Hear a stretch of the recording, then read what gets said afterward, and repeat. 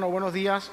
Damos gracias a Dios por esta oportunidad que el Señor nos concede de poder estar acá y compartir su palabra, terminando el libro de Jonás, en el cual hemos estado por las 4 últimas semanas, o las 3 últimas semanas, incluyendo hoy la número 4, y estando ahí en el capítulo 4 y final del libro de Jonás. Vamos a estar viendo un poquito hoy lo que se llama, o se titula, ustedes van a ver en pantalla, Un corazón endurecido, hablando un poquito de la actitud del siervo del Señor, que eventualmente termina la historia con un corazón endurecido y nos da a nosotros algunos principios, parámetros que nos muestran también en nuestra vida cuándo es que tenemos un corazón endurecido. Vamos a estar centrándonos en el capítulo 4, como dije, los primeros 11 versículos de este capítulo 4, que básicamente son los únicos 11 versículos que tiene el capítulo 4, que es todo el capítulo 4 del libro de Jonás. Dice la palabra del Señor, Jonás capítulo 4, pero Jonás se apesadumbró en extremo y se enojó. Y oró a Jehová y dijo, ahora, oh Jehová, ¿no es esto lo que yo decía estando aún en mi tierra? Por eso me apresuré a huir a Tarsis, porque sabía yo que tú eres Dios clemente y piadoso, tardo en enojarte y de grande misericordia, y que te arrepientes del mal. Ahora pues, oh Jehová, te ruego que me quites la vida, porque mejor me es la muerte que la vida. Y Jehová le dijo, ¿haces tú bien en enojarte tanto? Y salió Jonás de la ciudad y acampó hacia el oriente de la ciudad, y se hizo ahí una enramada, y se sentó debajo de ella a la sombra, hasta ver qué acontecería en la ciudad. Y preparó Jehová Dios una calabacera, la cual creció sobre Jonás para que hiciese sombra sobre su cabeza y le librase de su malestar. Y Jonás se alegró grandemente por la calabacera. Pero al venir el alba del día siguiente, Dios preparó un gusano, el cual hirió la calabacera y se secó. Y aconteció que al salir el sol, preparó Dios un recio viento solano, y el sol hirió a Jonás en la cabeza y se desmayaba y deseaba la muerte, diciendo, mejor sería para mí la muerte que la vida. Entonces Dios le dijo a Jonás, ¿tanto te enojas por la calabacera? Él respondió, mucho me enojo hasta la muerte. Y dijo Jehová, ¿tuviste tú lástima de la calabacera en la cual no trabajaste, ni tú la hiciste crecer, que en espacio de una noche nació y en espacio de otra noche pereció?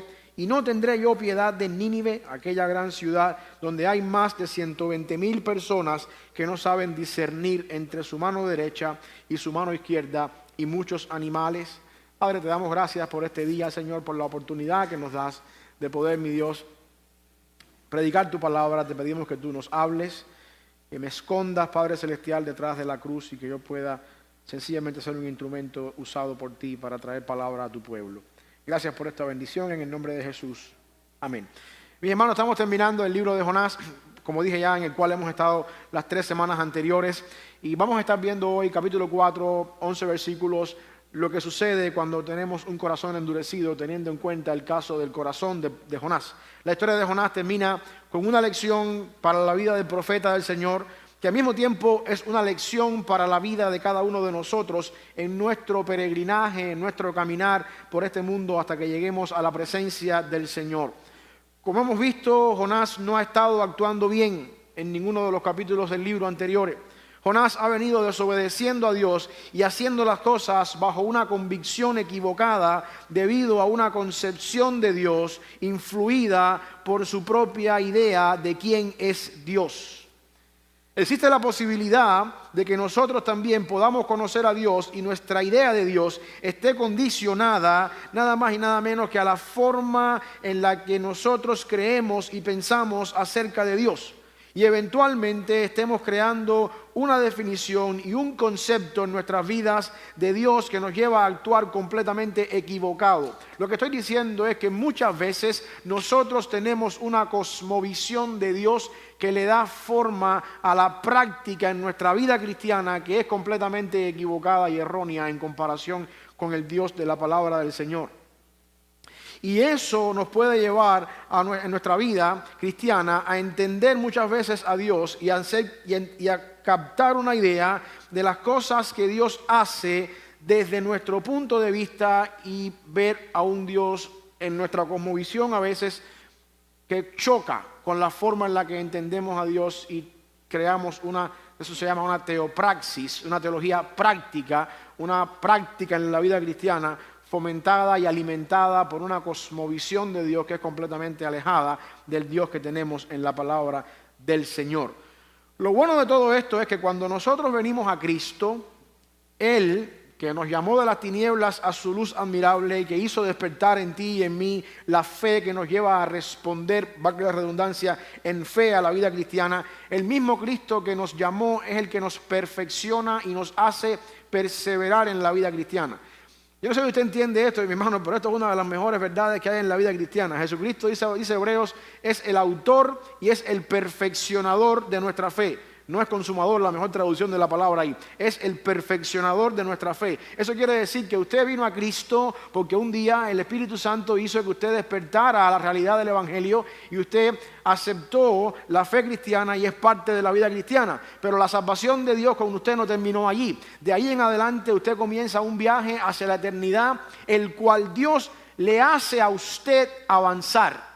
Viaje en el cual Dios le va a usted haciendo enseñar ciertas cosas en la vida cristiana y lo va corrigiendo. Y esto es la buena noticia del Evangelio, que venimos a Jesucristo, Él nos da luz a la nueva vida y al mismo tiempo Él nos ayuda a caminar en esa nueva vida, corrigiendo cosas, enderezando caminos torcidos, quitando patrones de nuestra vida pasada y de esa manera vamos formándonos cada vez más a su imagen. Porque la obra de salvación en la vida cristiana no está resumida a creer en Cristo, esperar pacientemente hasta la eternidad, sino creer en Cristo y corregir mi vida hasta que yo llegue a la eternidad. Y eso es una garantía, porque dice la Biblia que el que comenzó en ti la buena obra, la va a llevar a cumplimiento hasta el día final, Filipenses 1:6. Quiere decir entonces que nosotros somos todos obra en proceso.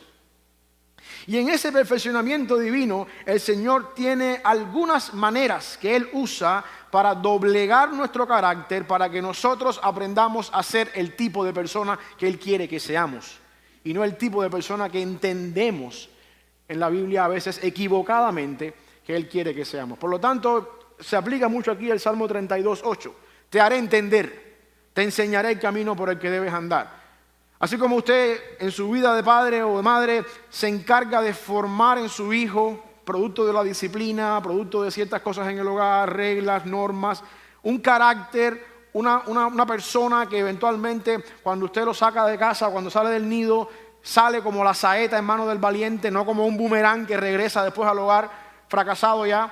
Asimismo, como usted se encarga de formar una persona así, Dios se encarga de formar en nosotros la imagen de Jesucristo, para que aprendamos de alguna forma a vivir la vida que Él nos ha llamado a vivir. Y eso es una garantía que tenemos y es algo que vemos en el profeta Jonás. Cuando Dios nos llama a su presencia, cuando Dios nos llama a su reino, esto es una obra en proceso en la cual Dios se encarga de formar en nosotros el carácter de Jesucristo. Y en Jonás vemos un comienzo en todo esto. El final del libro de Jonás está registrado en la historia del libro, creo yo, para que podamos entender algunas de las maneras en las que actuamos nosotros cuando tenemos un corazón duro, porque es posible en la vida cristiana endurecer el corazón. Es posible ser parte de la fe cristiana y vivir en la vida cristiana por cierta cantidad de años e ir poco a poco olvidándonos de algunas cosas y eventualmente el corazón de nosotros se pone más duro que una pared de concreto. Y Dios se encarga de hacer romper estas cosas. Y aquí vemos en el libro de Jonás algunas maneras en las que actuamos cuando tenemos un corazón endurecido y cómo es que Dios usa métodos para romper ese corazón de piedra que muchas veces formamos en nuestro caminar con el Señor. Así que de manera global, si queremos resumir todo esto en una verdad central, cuando tú tienes un corazón endurecido, tienes una perspectiva limitada y equivocada que Dios corrige para que puedas actuar como Él espera de ti. Porque Dios empezó una buena obra en ti y te va a corregir. Cuando tú tienes un corazón endurecido, tienes una perspectiva limitada y equivocada, la cual Dios corrige para que tú puedas actuar como Él espera de ti. De ahí se desprende entonces la pregunta, ¿qué sucede cuando nosotros enfrentamos la vida cristiana con un corazón endurecido? Al final del libro de Jonás podemos encontrar ciertos parámetros que nos ayudan a entender cómo actuamos cuando tenemos un corazón endurecido y cómo es que Dios nos hace entender cuando estamos viendo las cosas en nuestra necedad, con un corazón duro. Y el primer parámetro lo encontramos en los versículos 1 y 2 del capítulo 4. Dice ahí: pero Jonás se apesadumbró en extremo y se enojó, y oró a Jehová y dijo: ahora, oh Jehová, ¿no es esto lo que yo decía estando aún en mi tierra? Por eso me apresuré a huir a Tarsis, porque yo sabía que tú eres un Dios clemente y piadoso, tardo en enojarte y de grande misericordia, y que te arrepientes del mal. En primer lugar, mis hermanos, un corazón endurecido te hace enojarte con Dios. Un corazón endurecido te lleva al punto de enojarte con Dios. Si le damos un repaso a la historia de Jonás, vemos que después de oír el mandato de Dios de ir a Nínive, Jonás huye de la presencia de Dios en desobediencia. Por su culpa mete en problemas a unos cuantos marineros que no tenían vela en este entierro. Ellos estaban ahí en su viaje, nada que ver. Sin embargo, este hombre entró a su barca, a su nave, y por culpa de este hombre se metieron en problemas. Como consecuencia de la desobediencia de Jonás, es arrojado al mar, es tragado por un pez. Dentro del pez, al tercer día de estar en el vientre del pez, Jonás decide obedecer. Vimos también la semana pasada, en la semana antes pasada, en la oración de Jonás, Jonás 2, versículo 9, dice: mas yo con voz de alabanza te ofreceré sacrificios, pagaré lo que prometí, la salvación es de Jehová. 3 días en un pez, no hay más opciones: o obedeces o te conviertes en las heces fecales de un pez. Tú escoges. Pues entonces es mejor obedecer. Sin embargo, Jonás posiblemente tenía un poco de esperanza en que los de la ciudad de Nínive eran tan malos que ellos iban a rechazar el mensaje de Dios y Dios iba a destruir la ciudad. Como ya dijimos, el libro de Jonás tiene sentido cuando nosotros lo entendemos bajo la premisa de que el pueblo de Dios, de donde Jonás pertenecía, estaba supuesto a ser una bendición para las demás naciones de la tierra, y Jonás no quería esto. Él quería la destrucción de aquellos que no son el pueblo de Dios. Jonás obedece a Dios a regañadientes. ¿Por qué razón? Porque dentro del vientre del pez no hay más opciones. Y las cosas no salen como él quiere, porque la ciudad de Nínive se arrepiente, como nunca vemos en todo el libro que Jonás se arrepiente. Y esta es otra de las ironías que se nos demuestra en el libro de Jonás. Los paganos que están en pecado, a punto de morir, si no se arrepienten de sus pecados, de aquí a 40 días, es el mensaje que Jonás entra predicando por la ciudad. Esos paganos se arrepienten, se humillan delante del Señor, y el siervo de Dios que desobedece a Dios sale fuera de la ciudad, y no tenemos nunca un registro en todo el libro de que Jonás se arrepintió de sus pecados. En el capítulo 4, versículo 1 que leímos, literalmente dice que Jonás le pareció mal en la forma en la que Dios actuó. A Jonás le pareció mal lo que Dios hizo y se enojó. En otras palabras, a Jonás le pareció mal que Dios perdonara y se arrepintiera, y por eso se enojó. Hermano, déjame decirte que hay una línea muy fina entre no entender la manera en la que Dios obra, pero aceptarla y someterme a eso, a diferencia de no entender la manera en la que Dios obra y culpar a Dios y pensar que Dios está actuando mal. Hay que tener cuidado en brincar esa frontera. Nosotros no siempre vamos a entender a Dios. Yo espero que usted entienda, si lleva años en la fe, algún tiempo en la fe, yo espero que usted se haya dado cuenta que Dios hace cosas que nosotros no entendemos. Y que cuando vemos las cosas que Dios hace alrededor nuestro, no podemos entender cómo es posible que Dios esté actuando de alguna manera en base al Dios que conocemos en la Biblia. O tampoco puedo entender muchas veces por qué Dios permite que ciertas cosas sucedan. Pero eso es muy diferente a llegar al punto de pasar la línea y decir: Dios está equivocado y Dios está mal. Y entonces traer la ecuación a otro nivel completamente diferente. Esto fue lo que hizo Jonás. En la mente de Jonás no cabía cómo es posible que Dios perdone a los paganos, los de Nínive. Eso es una cosa muy diferente a llegar al punto de decir entonces: Dios está equivocado, no quiero saber más nada de Dios, me voy de la presencia del Señor. Ahí hay un problema. Y la diferencia está en que cuando yo no entiendo la forma en la que Dios actúa, yo sigo creyendo que Dios sabe lo que está haciendo. El problema es que desde mi punto de vista yo no puedo entender lo que Dios está haciendo.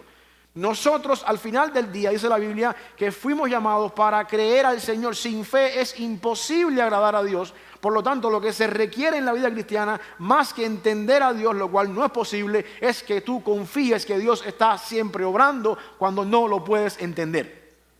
Eso es muy diferente a no entender a Dios y mi ignorancia de la forma en la que Dios está obrando, llegar al punto de, en rebeldía, alejarme de Dios y creer que Dios está equivocado. Ahí hay un problema, que es precisamente lo que Jonás está haciendo. Algo parecido pasó con Job, o sea, algo parecido desde el punto de vista positivo, pasó con Job, cuando se enteró de todas sus desgracias.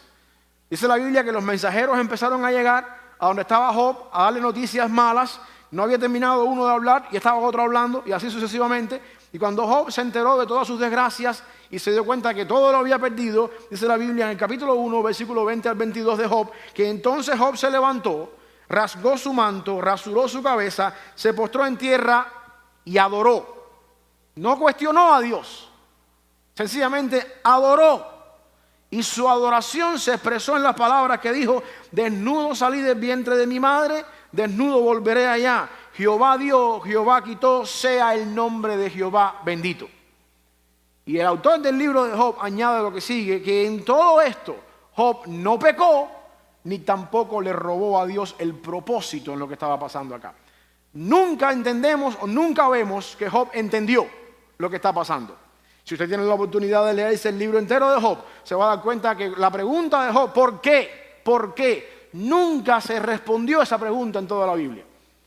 Cuando Dios aparece en el capítulo 38, no le responde a Job, ¿por qué? No, mira, Job, porque yo hice esto. ¿Dónde estabas tú, Job? ¿Quieres razonar conmigo? Razonemos ahora. ¿Dónde estabas tú cuando yo formé la tierra? ¿Quién eres tú para cuestionar mi autoridad? ¿Quién eres tú para cuestionar lo que yo hago? Sin embargo, Jonás tomó otra actitud. Esto que hizo Job es aceptar los planes de Dios tal y como Él los hace funcionar, aunque yo no puedo entender el propósito que Dios tiene con las cosas, como suceden y cuando suceden. Y eso no es pecado. No hay ningún pecado en llegar al punto de, en mi tiempo devocional o en mi tiempo privado con el Señor, en poner mi queja delante del Señor y en preguntarle al Señor por qué estas cosas pasan en mi vida. Yo me encuentro a un Habacuc orando en la Biblia diciéndole a Dios: ¿hasta cuándo tú vas a tener este pueblo así? Y me encuentro a un Habacuc razonando con Dios, porque a Habacuc no le cabe en su cabeza entender cómo es posible que un Dios santo, que es muy santo de ojo para ver el mal, tenga la osadía de usar a un pueblo peor que los israelitas para castigar el pecado de los israelitas, los caldeos. Y yo encuentro a Habacuc razonando con Dios. No hay ningún problema con eso. David dice en uno de los salmos: delante de ti expongo mi queja. De alguna forma u otra no hay nada malo en llegar delante del Señor y humanamente preguntarle a Dios el porqué de las cosas suceden. ¿Sabe qué es lo que pasa? ¿Sabe por qué yo creo que no hay nada malo con eso? Porque el hecho de que usted tenga tantos porqués en su vida y diga: yo no voy a hablar con Dios de esta manera porque Dios es santo y yo no quiero de ninguna manera estar cuestionando a Dios. Dios conoce tu corazón. Y aunque tú no se lo expreses verbalmente, Él sabe que todos esos porqués están en tu corazón. Tu alma, tu vida está completamente desnuda delante del Señor. No tengas ningún temor en pararte delante del Señor en algún momento en tu vida cuando estés pasando por cosas y situaciones difíciles y preguntarle por qué. Señor, no entiendo, explícame por qué. Eso no quiere decir que siempre lo vas a entender. El problema está en cuando tú pasas la línea y dices: pues ahora yo no creo más en ti. Y tú estás equivocado, porque las cosas no son así. Ahí está el problema. Ahí está el problema, que es lo que vemos en Jonás, a diferencia de lo que vimos en Job.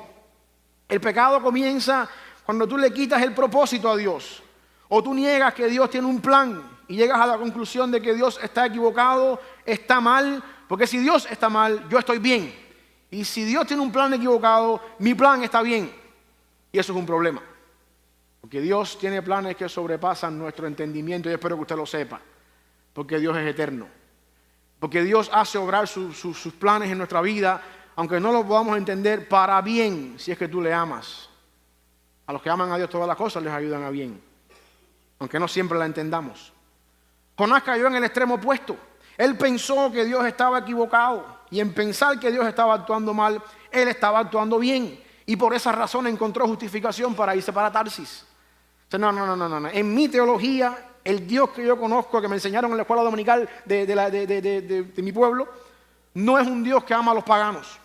Por lo tanto, Señor, te equivocaste. Nínive no es el mejor lugar, me voy para Tarsis. Esa es la actitud que tomó Jonás. Y muchas veces nuestros pecados comienzan cuando creemos que lo que hacemos está bien porque Dios es el que está mal y está obrando equivocadamente. Y eso hay que tener cuidado con esto en nuestra vida. Porque muchas veces el razonar con Dios y el no entender a Dios y el pensar que Dios se equivocó me abre a mí la puerta para decir, bueno, yo voy a hacer las cosas a mi manera porque de alguna forma este Dios está actuando mal. Y quitamos la vista de la autoridad divina, de la soberanía de Dios, del plan de Dios y empezamos a poner las cosas en nuestra situación, en nuestro micromundo y reaccionamos en base a una cosmovisión equivocada que tenemos con respecto a Dios. Así empezó el pecado en la raza humana. Váyase a Génesis 3 y se va a dar cuenta que la serpiente estaba hablando con Eva. Y entonces la serpiente le dijo a la mujer, versículos 4 y 5, no moriréis, sino que sabe Dios que el día que comáis del árbol serán abiertos vuestros ojos y seréis como Dios, conociendo el bien y el mal. La esencia del pecado de la humanidad fue precisamente eso. Dios es malo contigo. Porque un Dios tan bueno como dice Él que es, debería darte la oportunidad de ser como Él, conociendo el bien y el mal. No hay ningún problema con probar el árbol. No hay ningún problema con desobedecer a Dios. Es más, Él te está privando de algo mucho mejor. Y ahí fue Eva, escuchando a la serpiente, y trajo la desobediencia a la raza humana. Pero todo empezó con el mismo principio, el mismo concepto. El Dios que yo estoy creyendo, el Dios que estoy adorando, el Dios que se pasea conmigo por el jardín del Edén día a día, que yo puedo ver, oír su voz y contemplar su rostro cara a cara sin ningún problema, es malo conmigo. Porque sabe cosas que yo no sé. Porque me está privando de cosas que yo pudiera también disfrutar. Y entramos en un concepto de desobediencia. La esencia del engaño de Satanás a Eva fue que Dios estaba equivocado en privarles a los seres humanos el privilegio de ser como ellos, conociendo el bien y el mal. Y en nuestra mentalidad Dios es el culpable muchas veces porque Él hace las cosas equivocadamente, porque las cosas que Dios hace no encajan con la forma en la que yo creo que Dios debe hacer las cosas. Hay un problema muy grande con esto acá. Cuando tú tienes una cosmovisión de Dios equivocada, tú empiezas a pensar que Dios tiene que obrar como tú piensas que Dios tiene que obrar. La última vez que yo leí la Biblia, yo me di cuenta de que el que está sentado en el trono es Dios, no soy yo. Y que yo necesito doblegar mi voluntad al Señor, aunque la forma en la que Dios obra yo no lo puedo entender. Hay un problema cuando yo cuestiono a Dios y empiezo a jugar con el hecho de que yo tengo que saber por qué razón Dios hace las cosas así y cuando no me conviene, pues este Dios no me resulta, me voy de aquí. Jonás sigue dando más detalles un poquito en su conversación con Dios en estos versos. La razón por la que Jonás está enojado está intrínsecamente relacionada con la naturaleza de Dios. O sea, lo que estoy diciendo es que Jonás tiene una buena teología. Jonás conoce a Dios. Su teología lo llevó por el camino equivocado. Cuidado, mi hermano, cuidado. A buen entendedor con pocas palabras bastan. La teología puede ser un arma de doble filo si no se usa bien. Y Jonás está de alguna manera u otra yéndose fuera, decían en mi país, razonando fuera del recipiente porque su teología lo ha llevado hacia allá. Porque él pone su argumento sobre la base de la teología divina que él tiene. En el versículo 2, Jonás dice que la razón de su enojo tiene que ver con la realidad de que Dios es clemente y es piadoso. Y de que es tardo para enojarse y grande en misericordia. Dice Jonás en el versículo 4:2 que leímos. La pregunta es, ¿de dónde sabe Jonás que Dios es así? ¿De dónde sacó Jonás este argumento de parte del Señor? Bueno, Jonás es un profeta del Señor. Como todo buen profeta del Señor, Jonás conoce su Biblia. Y Jonás sabía que Éxodo 34:6 dice que pasando Jehová por delante de él, proclamó, Jehová, Jehová, fuerte, misericordioso y piadoso, tardo para la ira, grande en misericordia y verdad. Jonás conocía su Biblia. Éxodo 34 es el momento en que Moisés está viendo cara a cara a Dios. Cuando Dios se aparece cara a cara con Moisés en la montaña, esta es precisamente la descripción que Dios da de sí mismo. Por lo tanto, esto es significativo en gran manera para el pueblo de Dios. La única vez que Dios se apareció cara a cara delante del representante del pueblo de Israel y habló cara a cara con Moisés, lo que Dios dijo de sí mismo fue precisamente que Él es misericordioso y que Él es piadoso, tardo para la ira, grande en misericordia. Y Jonás está diciendo que sobre ese argumento él decidió desobedecer. Él dice en ese capítulo 4 que por esa misma razón él se fue a Tarsis. Yo sé quién tú eres. Yo tengo una teología que me hace a mí entender quién tú eres. Y yo sabía que si yo entraba a la ciudad, ellos iban a arrepentir y tú los ibas a perdonar porque tú eres un Dios así. Por esa razón me voy para Tarsis. Cuidado muchas veces, porque la misma teología que puede ser un arma para la defensa y para defender la fe se puede convertir en un arma de doble filo si no la sabemos usar de alguna manera correcta.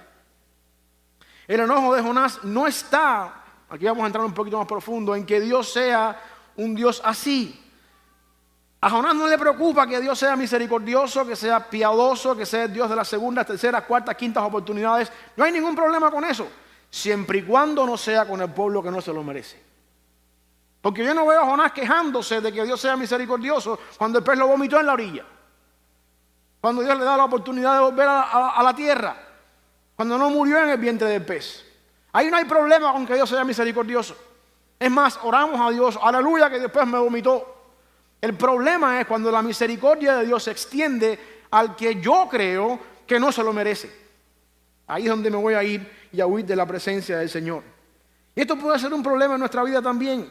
Una de las señales que algo está mal contigo es que cuando tú piensas que nadie merece más el favor de Dios que lo que se mereces tú, o que Dios no puede ser misericordioso y bueno y piadoso con otra persona como también lo ha sido contigo. Hay un problema con eso acá.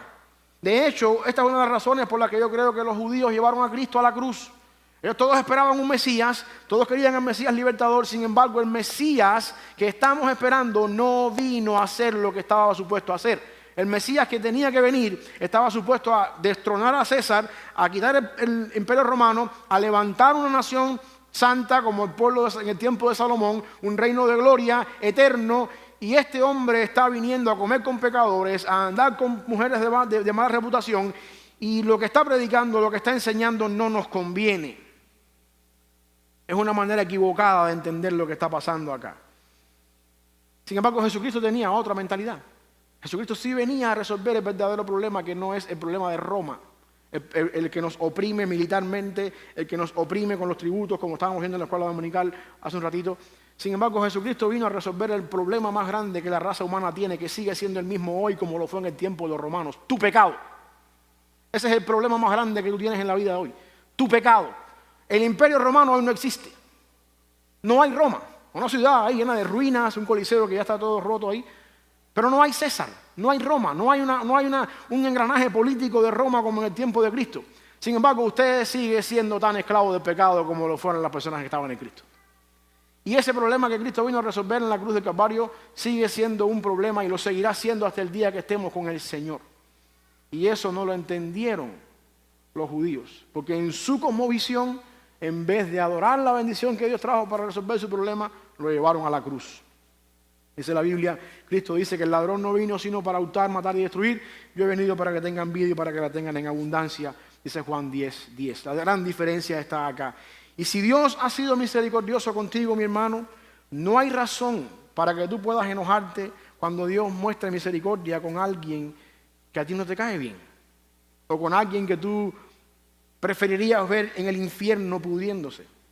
Si Dios ha sido contigo así, no hay razón para que tú niegues la misericordia de Dios para alguien más. Esta mañana estaba poniendo el ejemplo que nos toca a nosotros los cubanos muy de cerca.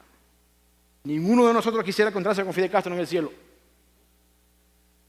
Ninguno de nosotros quisiera verlo en el cielo. Si ese hombre, en algún momento de su vida, se puso a cuentas con el Señor, nos va a tocar. Nuestra petición será que nos pongan bien lejos de casa uno de la otra, pero nos va a tocar. Y digo el ejemplo porque es el que nos toca a nosotros. Ahí ponga usted la persona que más daño te ha hecho. Ahí ponga usted la persona que más mal te pagó. Ahí ponga usted toda aquella persona que tú le guardas lo peor en el mundo. Si Dios tuvo misericordia contigo, no hay persona en este mundo sobre la cual Dios no puede extender su misericordia.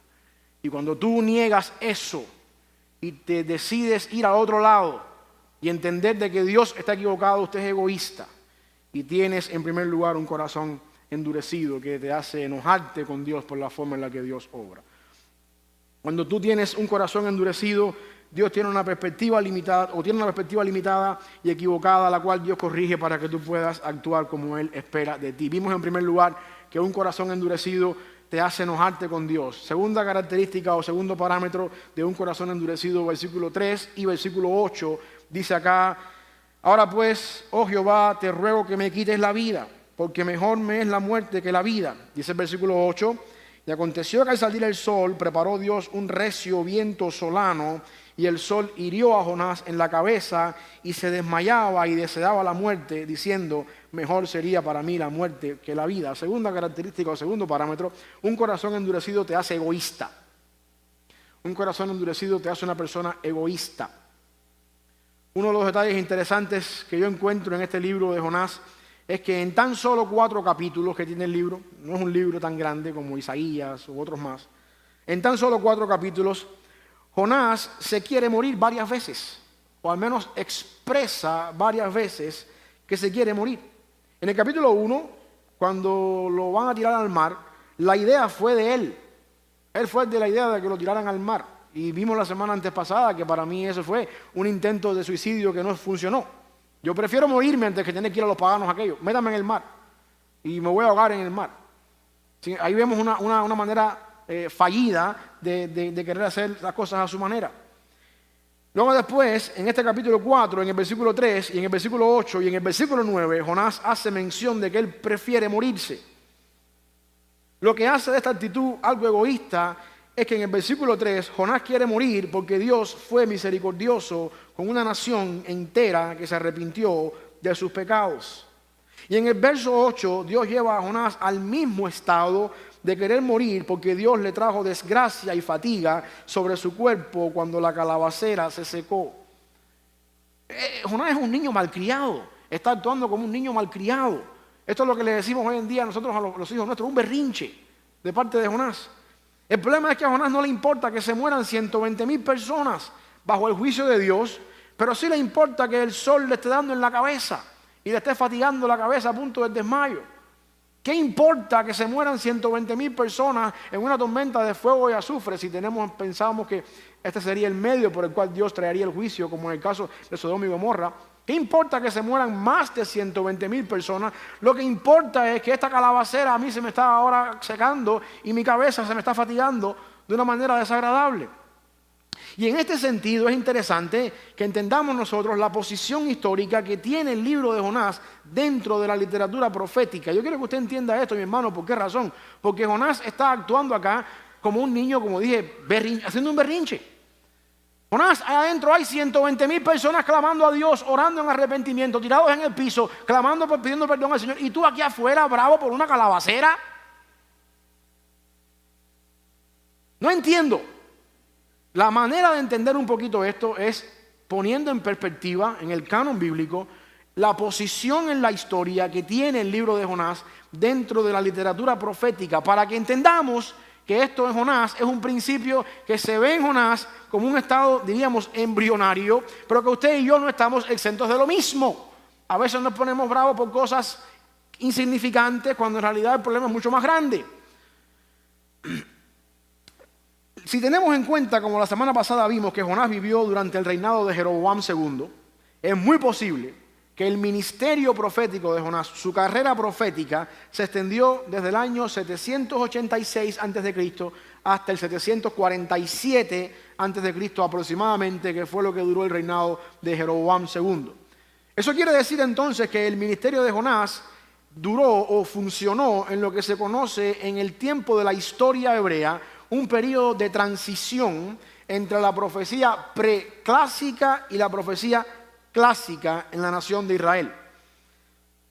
Si podemos dividir la profecía en dos términos, el tiempo profético en dos términos importantes, le podemos llamar la era antes de la era clásica y la era clásica de los profetas de Israel. En el tiempo de la era preclásica tenemos profetas como Samuel, tenemos a Elías, tenemos a Eliseo, otras personas que desarrollaron un ministerio dentro de la nación de Israel, enfocados por lo general en la nación de Israel y con ciertas características específicas en el método en que desarrollaron su ministerio profético. Si uno va, por ejemplo, al caso de Eliseo, nos encontramos que el ministerio de Eliseo no fue un ministerio de mucha predicación a las multitudes, no fue un ministerio de mucha exhortación a los reyes, los gobernantes, para provocar un cambio de arrepentimiento en la nación. Eliseo tuvo un ministerio más, algo como sacar un hacha flotando del agua para ayudar a una persona que estaba en necesidad, en otro momento hacer que el aceite se multiplicara en caso de Elías. Eventos locales con poca trascendencia nacional y con poca predicación o exhortación. A diferencia de una profecía ya más en la era clásica que vemos acá, profetas en Israel que tenían un enfoque en producir un cambio en la sociedad a través de la persuasión por la proclamación del mensaje de Dios. Quiere decir entonces que eran más parecidos a predicadores de lo que pudiéramos llamar hoy en día. Tenemos, por ejemplo, el caso de predicadores, profetas que se pararon delante del rey y apelaron a la nación, a que la nación se arrepintiera de sus pecados. Habacuc, vimos el caso de Habacuc, Nahum, otros profetas que su mensaje era más anunciando un juicio de Dios, como en el caso de Jonás, si no había un arrepentimiento. Y Jonás encabeza dentro de este tiempo la etapa. Jonás es el primero en la historia de ser los profetas que encabezan esa transición. Y dicho sea de paso, es un poco difícil que lo veamos en la Biblia porque la Biblia no agrupa los libros de manera cronológica. ¿Okay? Que en la historia, Jonás es el primer profeta que empieza un tipo de mensaje y de predicación diferente a los profetas anteriores a él. Lo que Jonás había visto que un profeta estaba supuesto a hacer era lo que hacía Eliseo: flotar un hacha en el agua, mandar unos osos a que se coman unos niños ahí que estaban intranquilos. Pero bueno, no hablemos de eso ahora porque no había cuando aquellos Children and Family, nada por el estilo. Y cositas así. Jonás se le está pidiendo hacer cosas que no había nunca pasado con un profeta. La literatura hebrea, como dije, Jonás encabeza esta transición para dejar saber a los profetas y a la nación que Dios tiene un plan y un propósito con la nación de Israel, que comenzó en Génesis 12:3, que se extiende hacia las demás naciones, de ser de bendición para el pueblo entero. Hasta ahora esto no se había visto mucho. Hasta ahora Israel es el pueblo de Dios, estamos acá, queremos establecer un reino, queremos de cierta manera que venga el Mesías, que viene de parte de David. Los profetas están trabajando en base a esto. Ya tenemos al rey David, ya tenemos la promesa davídica, tenemos la perspectiva de un reino futuro. Ahora empieza la profecía a cambiar un poquito y empezamos a ver profetas apuntando hacia un mensaje escatológico en la nación de Israel, donde vamos a hablar de ese Mesías, vamos a hablar de lo que se espera como nación, vamos a predicar un poquito más un cambio social, porque Dios nos ha llamado a ser de bendición. Aquí tenemos un reinado como tiene que ser de bendición, por lo tanto anunciemos hacia ese punto de vista.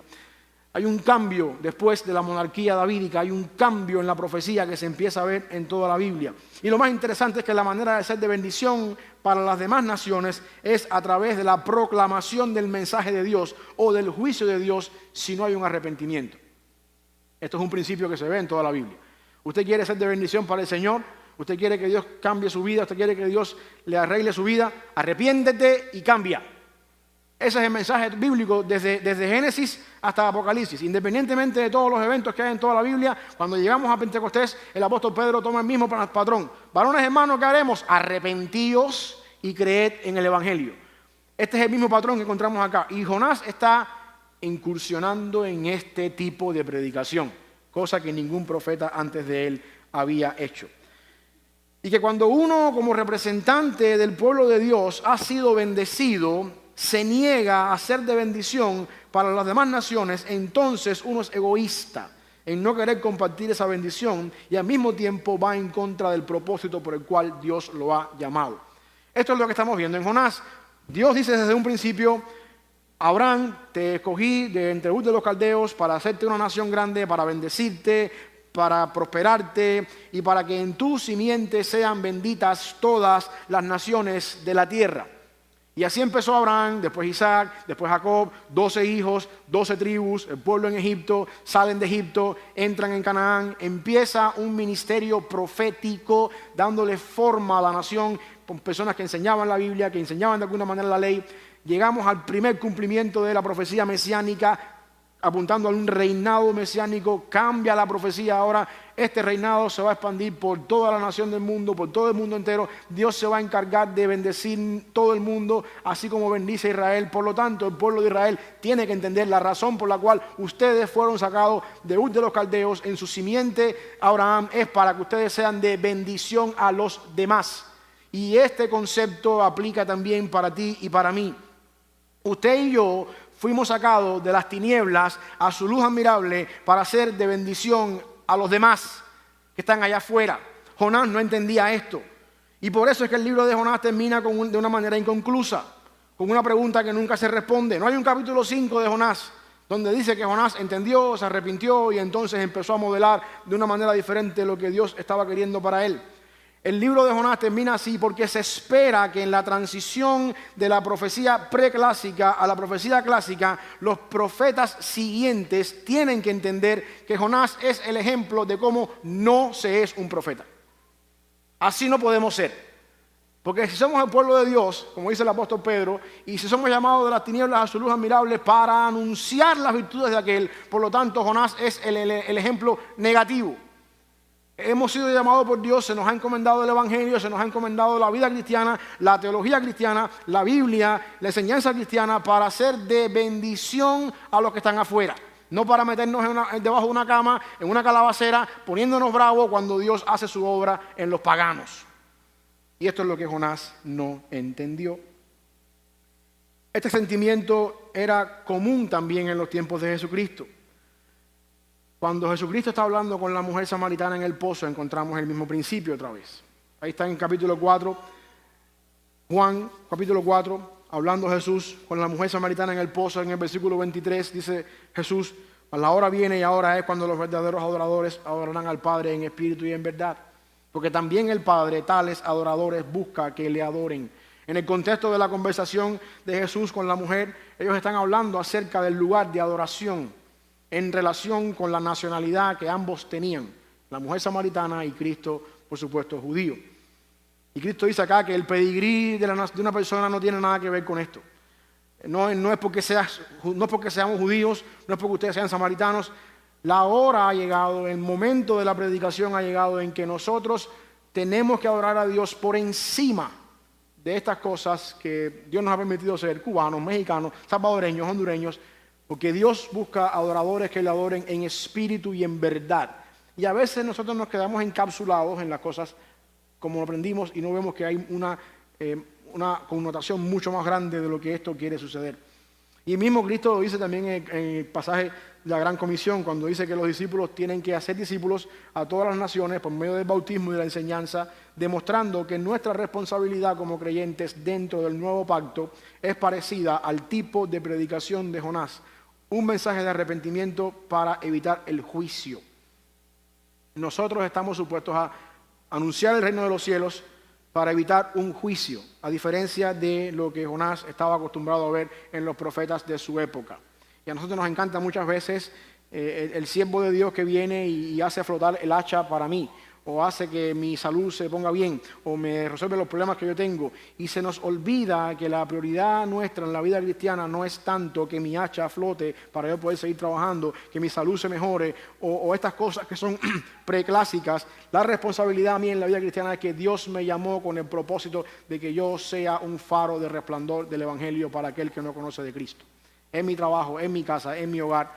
Y a veces nos quedamos encapsulados ahí. Profeta de Dios, que mi hacha flote. Y queremos el milagro más que la razón por la cual Dios nos ha llamado.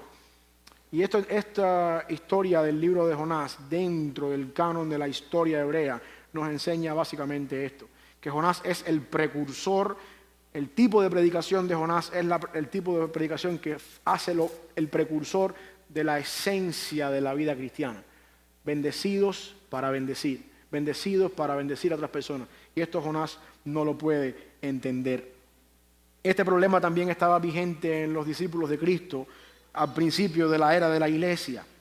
Cuando usted mira, por ejemplo, ahí Hechos, los primeros capítulos de Hechos, empezamos a ver vislumbres de una predicación que de cierta forma empieza a traer convicción en la persona que la escucha. En el Pentecostés, el apóstol Pedro sale del aposento alto predica. De esa primera predicación, 3,000 personas vienen a Cristo. Después en el pórtico del templo se predica otra vez unos días más adelante. 5,000 personas vienen a Cristo y el evangelio está creciendo, los judíos se están convirtiendo. Esto va, como diríamos ahí, viento en popa de toda vela. Pero una tarde está Pedro en casa de Simón el curtidor y tenía hambre a la hora del almuerzo y Dios le hace bajar un lienzo en la azotea lleno de animales inmundos. Mata y come. No, yo no puedo comer eso, yo no he sido nunca inmundo. 3 veces, usted sabe la historia. A la tercera vez tocaron la puerta. Vienen los gentiles a buscarte para que les hables de Dios. Y aquí empezó el problema. Aquí empezó el problema porque ahora se nos metió un problema en la iglesia que están haciendo. Ahora tenemos 8,000 y más personas en Jerusalén que han escuchado el evangelio, que han creído la predicación, y ahora tenemos el Espíritu Santo enviando a Pedro a los paganos. La misma historia. Tenemos a Pedro haciendo algo como Jonás. Vete a casa de Simón el curtidor y yo tengo algo especial allí. Y tenemos a Pedro yendo a casa de Simón, a diferencia de Jonás que no obedeció. Pedro fue y cuando llegó a casa de Simón, del centurión, se dio cuenta de que el Espíritu Santo también había descendido sobre ellos y tenemos un problema también ahora en la iglesia. Dice el apóstol Pedro después en Hechos capítulo 15, ¿cómo hacemos con los gentiles? Esta gente tiene lo mismo que tenemos nosotros, el Espíritu Santo. Sin embargo, no son judíos, sin embargo, no están circuncidados, no tienen una ley. ¿Cómo hacemos con esto? Y en el capítulo 15 de Hechos tenemos ahí básicamente lo que está pasando acá. Hechos 15, 7 y 8. Pedro se levantó y les dijo, varones hermanos, ustedes saben cómo ya hace algún tiempo Dios que escogió que los gentiles oyesen por mi boca la palabra del evangelio y creyesen. Esto es lo que pasó en casa de Simón, en casa de Centurión. Y Dios, que conoce los corazones, les dio testimonio dándoles el Espíritu Santo lo mismo que a nosotros. Y después, más adelante, habiendo dicho Pedro esto, se levanta Bernabé y Pablo, que habían acabado de regresar de un viaje misionero, y dicen todo lo que Pedro dice es verdad, porque nosotros hemos estado viajando por las iglesias y también hemos visto que Dios ha llevado el evangelio a los paganos. Hemos visto personas convertidas, el Espíritu descendiendo sobre personas que no han creído en Jesucristo. Y al final del día se dan cuenta los discípulos de que la razón del evangelio es básicamente Dios nos ha llamado para ser de bendición a los demás. Cosa que no entendió Jonás. Ahora, en este sentido, la profecía nuestra, o la profecía clásica, se parece mucho a lo que hacemos aquí detrás, en los púlpitos, cuando nos paramos a anunciar el evangelio del reino, cuando nos paramos a predicar la palabra del Señor. Esto no quiere decir que nosotros somos profetas. Déjame aclarar bien esto acá. Esto no quiere decir que los pastores son profetas. Yo tengo un recelo con respecto a eso. ¿Por qué razón? Y voy a traer un versículo bíblico a colisión para eso, para poderlo explicar. Lucas 16, 16. Jesucristo está hablando ahí y dice, la ley y los profetas eran hasta Juan. Ese Juan es Juan el Bautista. Eran hasta Juan. Desde entonces el reino de Dios es anunciado y todos se esfuerzan en entrar por él. La muerte de Cristo en la cruz y su resurrección inician una nueva era en la historia de la redención humana. Es lo que se conoce como el nuevo pacto, o, en otras palabras, el reino de los cielos que se ha acercado a nosotros. Lo que los profetas anunciaron hasta Juan el Bautista era algo futuro que vendría después de Cristo estando acá y su muerte y su resurrección. No hay más nada futuro que tengamos que anunciar. Por eso es que Jesucristo puede decir ahí, los profetas y la ley llegaron hasta Juan. En este sentido estoy diciendo que lo que hacemos aquí nosotros no es profecía, porque nosotros no anunciamos lo que viene hasta cierto sentido. Déjenme explicar eso antes que ustedes digan que yo soy un hereje. No anunciamos lo que viene, sino anunciamos lo que ya vino, que es Jesucristo. Eso es lo que está diciendo Cristo acá. En Juan el Bautista, porque el mensaje de Juan el Bautista básicamente en el río Jordán es: el reino de los cielos se ha acercado a vosotros. He aquí el Cordero de Dios que quita el pecado del mundo. Por lo tanto, el mensaje de Juan el Bautista, a diferencia del mensaje de los profetas anteriores, es un mensaje en tiempo presente. Aquí está, ya llegó, ya está aquí. El mensaje de los profetas en el antiguo tiempo era un mensaje hacia el futuro. Algún día viene, porque Cristo dice que toda la ley habla de Él. Por lo tanto, Juan está hablando en tiempo presente, ya está aquí, ya llegó. La profecía, de alguna manera, terminó con Juan, pero este versículo tiene una segunda parte. Dice acá más adelante que nosotros, básicamente, nosotros ahora somos parte de la segunda parte de este versículo de Lucas, donde el reino de los cielos está siendo anunciado o proclamado, y esta frase de que todos se esfuerzan por entrar en él, tiene mejor traducción cuando entendimos, cuando la traducimos, que todos están siendo forzados a entrar por él. Quiere decir entonces que nuestra predicación es básicamente anunciar el reino de los cielos y forzando o persuadiendo a las personas a que entren en el reino de los cielos. En este sentido, nosotros no somos profetas, en el sentido de que la profecía apunta a lo que ya vino. Nosotros anunciamos lo que es una realidad y hacemos todo lo posible humanamente detrás de los púlpitos, en una conversación personal con alguien que esté hablando con nosotros. Hacemos todo lo posible por traer a esta persona a los pies de Cristo, sabiendo obviamente que la obra no la hacemos nosotros, sabiendo que la obra depende del Espíritu Santo. Hay un cambio, hermano. Yo tengo problemas con eso cuando yo oigo por ahí que dicen que los pastores son profetas. No, mejor digamos que son predicadores, que estamos en otra era, en la era donde anunciamos lo que ya es real, haciendo todo lo posible por nuestros medios humanos de que la persona que nos escucha sea parte de este reino. En ese sentido yo creo que es mejor que apliquemos lo que estamos hablando acá nosotros, en el sentido de que forzamos, persuadimos, imploramos y le pedimos a la persona que por favor, por el beneficio de su eternidad, acepte a Jesucristo, se arrepienta de sus pecados y sea parte del reino de los cielos. Entendiendo últimamente que no somos nosotros los medios que hacen eso posible, como el sembrador que pone la semilla en la tierra y hace todo lo posible por quitar la hierba mala, por ponerle el abono, por preparar la tierra, pero el sembrador sabe que lo que sucede ahí debajo, cuando se rompe la semilla y brota la planta, no es algo que hace él, algo solamente que Dios puede hacer. Y en ese sentido nosotros somos ustedes y yo somos de alguna manera predicadores. Anunciamos lo que ya está, haciendo énfasis en el esfuerzo misionero de que nosotros como anunciadores y proclamadores del reino de los cielos hacemos todo lo que hacemos para persuadir a los que no creen a que entren al reino de los cielos, y todo lo que hacemos, por eso lo hacemos con un fin evangelístico. Yo espero que usted entienda que todo lo que hacemos en la iglesia, todo lo que hacemos en la vida cristiana tiene dos propósitos: edificar los santos para la obra del ministerio y traer personas a Cristo. Dos cosas. Por estas dos cosas hacemos todo lo que hacemos. Para que usted sea mejor cristiano y para que el que no conozca esté del lado de acá, persuadiendo a las personas para entrar a Cristo.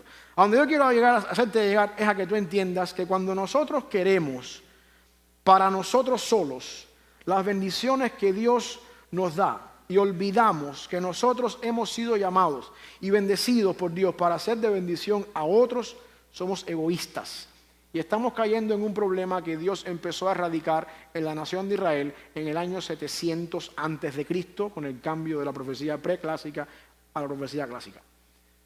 Y Jonás estaba tan renuente a obedecer el propósito de Dios, por el cual Dios lo había llamado como profeta, que prefería morirse antes que obedecer al Señor. Yo espero que ese no sea el caso de ninguno de nosotros acá hoy, que preferimos morirnos antes de obedecer al Señor. Yo espero que ese no sea el caso nuestro acá. Pero tal vez en nuestra vida hay muchas cosas que no queremos hacer en obediencia al Señor porque el hermano me cae mal. La verdad que se pudre en el infierno. A lo mejor es cristiano, está conmigo en la fe, pero no se lo merece. Ahí que se la pasa bien feo. Que le duela. Y esa es una actitud que Dios no demanda de ninguno de nosotros. Hubo un tiempo en el que usted fue una persona, según dice la Biblia, perdido en pecado. Dios te amó tal y como tú eres. No hay razón para negarle a una persona lo que tú recibiste por gracia cuando no te lo merecías. Como decía un predicador por ahí, nosotros somos mendigos diciéndoles a otros mendigos dónde hay pan. No hay más nada que eso. No hay más nada que eso. Cuando tú tienes un corazón endurecido, tienes una perspectiva limitada, equivocada, la cual Dios corrige para que puedas actuar como Él espera de ti. Vimos en primer lugar que un corazón endurecido te hace enojarte con Dios. En segundo lugar, un corazón endurecido te hace egoísta. Y el último parámetro aparece en los versículos 10 y 11. Dice, y Jehová dijo, ¿Tuviste tu lástima de la calabacera en la cual no trabajaste, ni tú la hiciste crecer, que en espacio de una noche nació y en espacio de otra noche pereció? ¿No tendré yo piedad de Nínive, aquella gran ciudad donde hay más de 120,000 personas que no saben discernir entre su mano derecha y su mano izquierda, y muchos animales? Tercera característica o parámetro: un corazón endurecido necesita el toque del Señor. Y cuando digo toque aquí me estoy refiriendo a la vara, al callado, a la corrección, a la disciplina de parte del Señor. ¿Por qué razón? Porque, como dije al principio, Dios se encarga de perfeccionar nuestra obra, nuestra vida, para que seamos como Cristo. Y el Padre al que ama disciplina. Su Hijo al que ama, el Padre al Hijo lo disciplina porque lo ama. Y Dios te ama, y déjame decirte algo, Dios te va a corregir cuando tú tienes un corazón endurecido. Dios se va a encargar de derribar la pared de concreto que rodea tu corazón, y Él tiene métodos para hacerlo. Y así vemos cómo termina la historia con el libro de Jonás. Si no tenemos el capítulo 4 de Jonás en la historia, tenemos un libro de una persona que fue de cierta manera desobediente a Dios, que obedeció a Dios a regañadientes, que Dios cumplió su propósito, porque déjame decirte algo, mi hermano, tú no puedes irte en contra del propósito de Dios. Al final de la jornada estaba previsto que Nínive se arrepintiera, y estaban los planes de Dios que Jonás lo iba a hacer, le gustara a Jonás o no. Yo tengo problema con eso de que a veces uno piensa que puede más que Dios, y ahí voy a hacer lo que a mí me da la gana, y Dios tú por allá, yo por aquí, y vamos a ver quién puede más. Eso no funciona. Dios es todopoderoso, Él es soberano, tú no puedes contra Dios. Al final del día, si no tenemos un capítulo 4, tenemos a un Dios soberano mostrando su voluntad y mostrando que Él hace lo que quiere hacer, cuando lo quiere hacer, con quien lo quiere hacer, le gusta a usted o no. Pero el capítulo 4 nos da a nosotros el matiz de un Dios misericordioso. El matiz de un Dios que dice: ahí está el rebelde, el contumaz, el bravo, el desobediente, sin embargo yo soy el Padre que te amo y te corrijo de lo que está mal. Esa es la esencia del capítulo 4, porque un corazón endurecido necesita, como está en pantalla, el toque del Señor. El libro de Jonás termina de una manera inusual. No tenemos el final de la historia que nos diga que Jonás entendió, aceptó la voluntad de Dios, se arrepintió de verdad y después se convirtió en el predicador más grande de todo el pueblo de Israel. No lo tenemos. Por desgracia no lo tenemos, e irónicamente no lo tenemos, para que veamos el problema que tenía Jonás. Lo que sí tenemos, y es lo más importante, es la manera en la que Dios muestra su interés por los demás naciones, independientemente de que la nación de Israel haya sido la nación escogida por Dios. Al final del día, no nos importaría tampoco mucho saber si Jonás se arrepintió o no, como sí nos importa saber que Dios tiene misericordia de una persona rebelde, de un pueblo rebelde. ¿Qué le importa a uno después de miles de años la vida de Jonás? Cuando nos importa más bien lo que Dios puede hacer con toda persona que se arrepiente y con el futuro de la humanidad. Y esto, una vez más, está muy unido al propósito original de Dios de redención universal. El plan de salvación de la raza humana comenzó justo después de la caída en Génesis capítulo 3. Adán y Eva son los representantes de toda la raza humana y no solamente los de la nación de Israel. Por lo tanto, el plan de salvación de Dios no está limitado a la nación de Israel, sino que a toda la descendencia de Adán y Eva, lo que quiere decir todos los seres humanos. Yo tengo un problema con las personas que dicen que Israel es el pueblo de Dios y dejamos fuera todas las demás naciones. Adán y Eva no eran hebreos. Adán y Eva eran personas, seres humanos, representantes, y los 11 capítulos de Génesis primero nos muestran a nosotros de que de Adán y Eva viene toda la raza humana. Cubanos, mexicanos, salvadoreños, hondureños, árabes, de Hamás, todos venimos de Adán y Eva. Y la promesa de salvación de que en tu simiente serán benditas todas las naciones de la tierra no fue solamente para Adán y Eva ni para Abraham. Porque tenemos que jugar que hay 11 capítulos que nos demuestran que el plan de salvación empezó en Génesis 3:15, no en Génesis 12:3. Y eso nos pone a nosotros en una perspectiva interesante. El papel que jugaba Israel en toda la historia es que la nación de Israel fue escogida por Dios de entre las naciones para que las demás naciones, a lo largo de la historia de la redención, pudieran conocer a Dios a través de la manera en la que Dios se relaciona con Israel y Dios con ellos. Israel se convierte en el medio que Dios usó para que el mundo entero supiera quién es Dios y qué se espera de aquellas personas que obedecen a Dios. Hay varios vislumbres de esto en todo el Antiguo Testamento, de cómo el pueblo de Israel sirvió como el mensajero de Dios para que personas pudieran llegar al arrepentimiento de parte de Dios en sus vidas y ser parte de lo que es el pueblo escogido. Quizás dos de los ejemplos más importantes, uno de ellos lo tenemos en Rahab, la mujer de Jericó de poca reputación. Ahí en Josué 2:9, cuando ella está despidiendo a los espías, haciéndolos descender por la muralla, y sabe que ya está determinada la suerte de Jericó, ella dice estas palabras clamando por su compasión. Sé que Jehová les ha dado esta tierra. ¿Cómo lo sabe? Porque el temor de vosotros ha caído sobre nosotros. Y todos los moradores del país ya han desmayado por causa de ustedes. Porque hemos visto y oído que Jehová, cómo hizo Jehová secar en las aguas del Mar Rojo delante de vosotros cuando saliste de Egipto. Y lo que habéis hecho a los dos reyes de los amorreos que estaban en otro lado de Jordán, a Sejón y a Og, a los cuales habéis destruido. Esta mujer está diciendo, por la forma en la que ustedes se han relacionado con Dios y por la manera en la que Dios ha sido con ustedes, nosotros hemos visto quién es Dios. Y todos aquí estamos paniqueados. Es la palabra que dice ahí, el temor de vosotros ha caído sobre nosotros.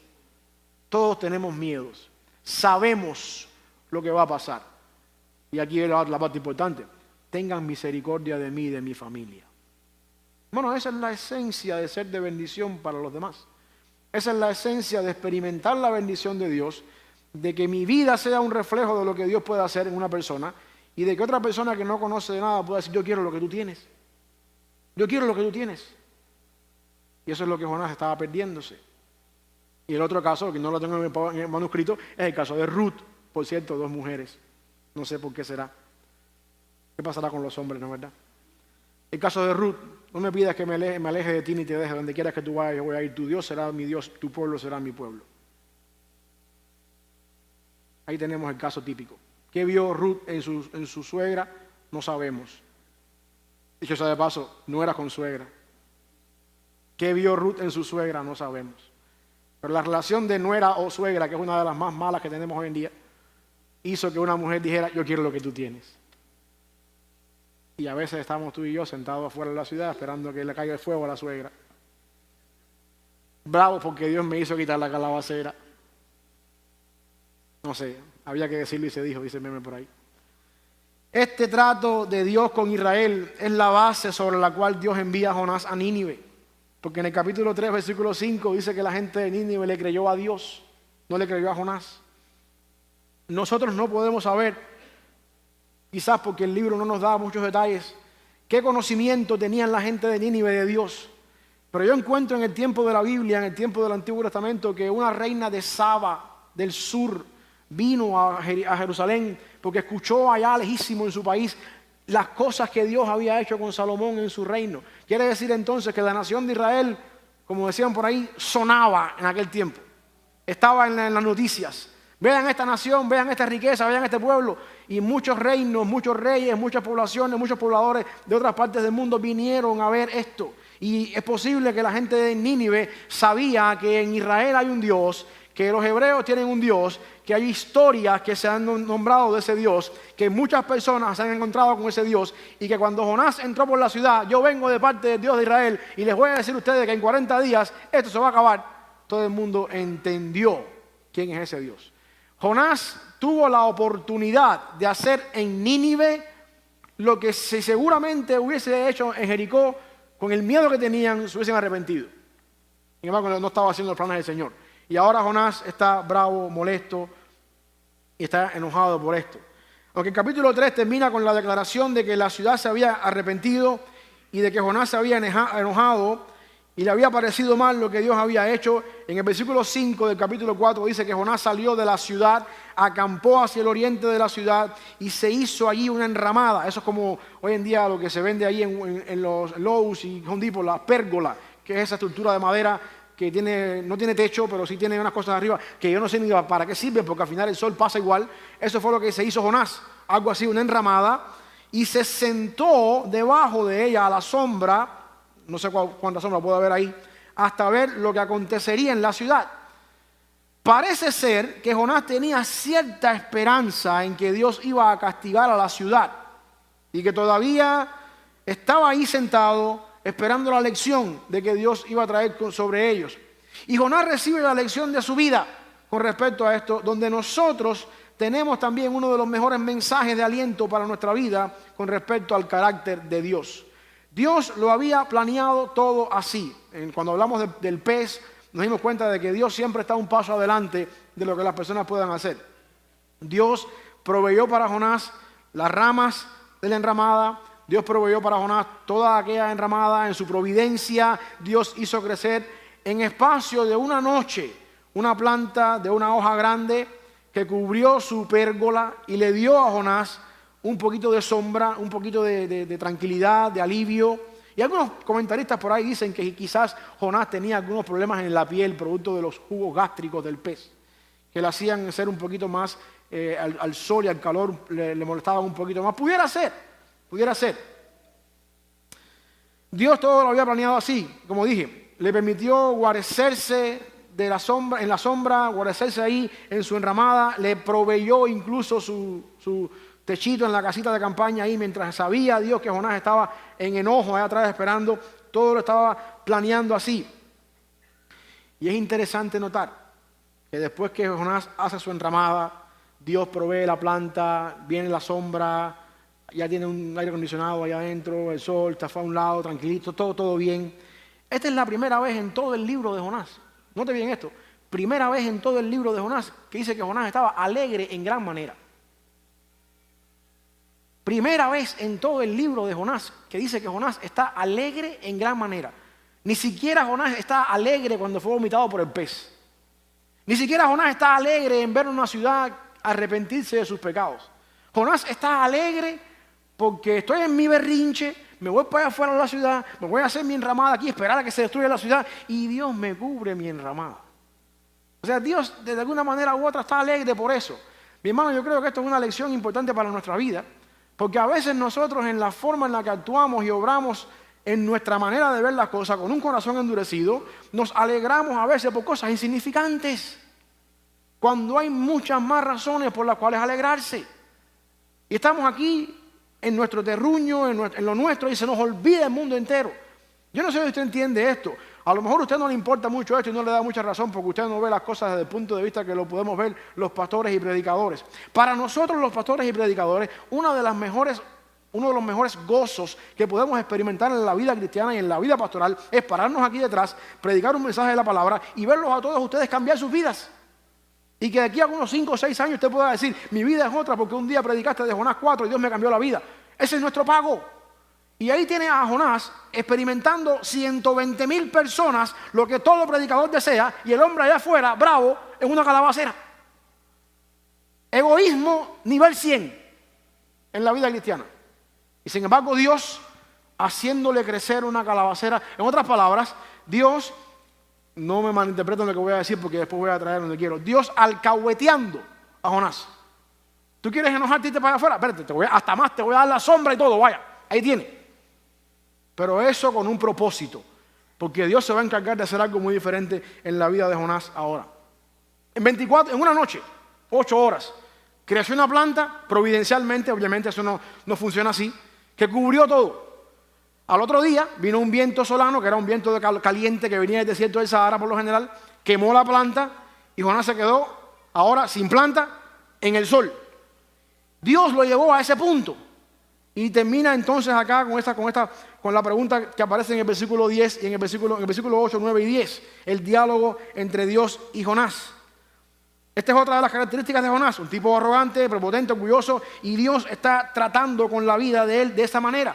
Ahí encontramos a Dios ahora hablándole a Jonás y dice, pero acá, hermano, ¿cómo que tú te vas a poner bravo por una calabacera que ni tú sembraste, Jonás? Sí, estoy bravo hasta la muerte. Usted tiene hijos adolescentes, ¿verdad? Esto suena a un berrinche de adolescencia. Y ahí tienes a Dios sentado ahí, a Jonás sentado ahí, y a Dios diciendo, Jonás, tú te pusiste bravo por una calabacera que tú ni sembraste, que yo te la di y te la puse de gratis para que te taparas el sol. ¿Y acaso yo, que soy el Dios del universo, no voy a tener piedad y compasión sobre más de 120,000 personas que no saben discernir entre su mano derecha y su mano izquierda? A veces Dios nos lleva al punto de nuestra alcahuetería y en nuestro egoísmo, nos lleva al punto máximo para que entendamos las lecciones de la vida. Y lo más interesante acá es lo que dice en el versículo 4:11, la parte final, que no saben discernir entre su mano derecha y su mano izquierda. Esta frase es interesante. Esa frase es interesante, porque Jonás sí sabía. De hecho, la teología de Jonás lo había llevado al punto de irse en contra de la voluntad del Señor. Y hay 120,000 personas, o más de 120,000 personas que no saben. Y Dios le está diciendo a Jonás: Jonás, tú sabes. Tú tienes en tu vida todo. Tú eres parte del pueblo de Dios. Tú has experimentado mis bendiciones. Yo he sido con ustedes como nación de Israel un pueblo, un Dios fiel. Esta gente no lo sabe, Jonás. Esta gente no lo sabe. Jonás se parece mucho aquí al hijo mayor de la parábola del pródigo. Ahí está el pródigo, el pródigo se va, acaba con toda la vida, acaba con todo el dinero, toda la herencia, y cuando el hijo regresa en arrepentimiento, postrado delante del Señor, llorando delante de su padre, ¿qué es lo que hace el hijo mayor? Este no se merece nada de esto, se va para allá afuera, se queda afuera en su enramada, en su calabacera, perdido allá afuera, bravo con el padre, y al final del día la historia no se trata de un hijo pródigo, sino de dos hijos pródigos.